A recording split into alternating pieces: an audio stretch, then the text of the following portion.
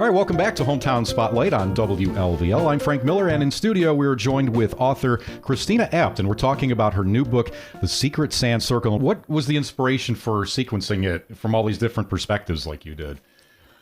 I wrote a book called Beauty and Grace in 2018, and it was a valued book because it was based on true stories of people who, women particularly, came to the United States as immigrants in the early 1900s, came independently because they wanted their own career, their own life, ahead of their time, of course.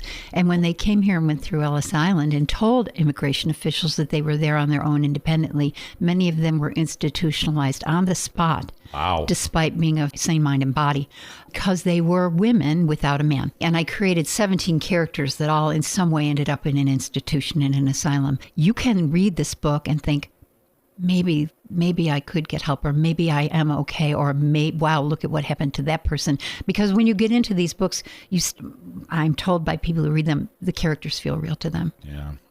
You kind of touched on it a little bit, but as far as the inspiration for this book, was there a specific incident or maybe an occurrence that inspired it? Or is this, because you mentioned this was a 3-year journey writing this book, or was it sort of a series of events that sort of led to the narrative of this being crafted? Well, like I said, when I started hearing about the people who had been abused in the Me Too movement and then in the Catholic Church, being Irish Catholic, I went to Catholic school all the way through college. Every morning in grade school, before we went to class, we went to Mass. Mm-hmm. So the Catholic Church scandal had really rocked my world.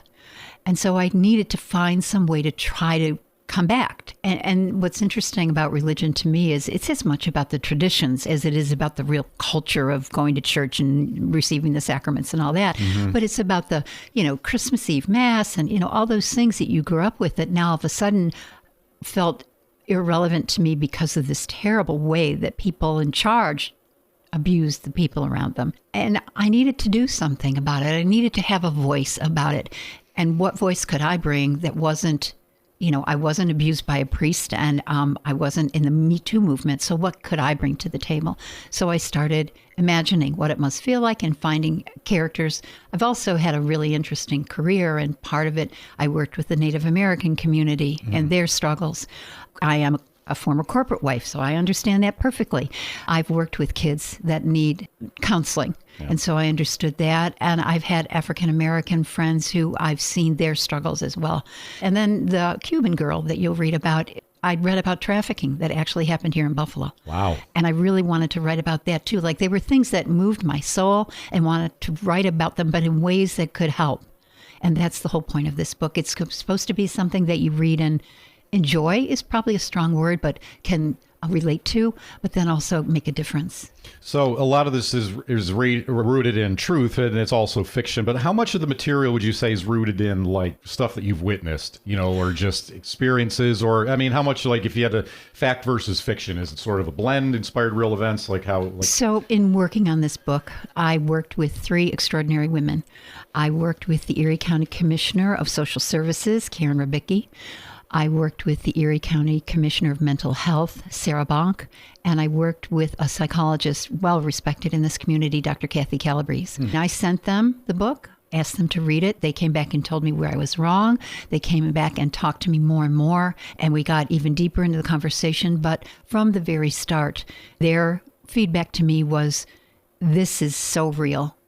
You have written these characters in ways that people are really going to see them and understand them, and the way that Dr. Joe Harkins cares for them is remarkable. Yeah. And so I'm grateful to those 3 women, especially to Dr. Calabrese, because when I got the book done, and it's 90,000 words, I mean, it's not a huge book, but it's a lot of words. Yeah. And I asked her if she would let me read it to her, because for me, reading it out loud allows me to hear the mistakes, right? Mm-hmm. And she said it took us 4 or 5 days, not all at once, but reading it out loud to her. And again, when you, the reviews these people have given me and the national reviews this book has gotten, let me know that I did my job.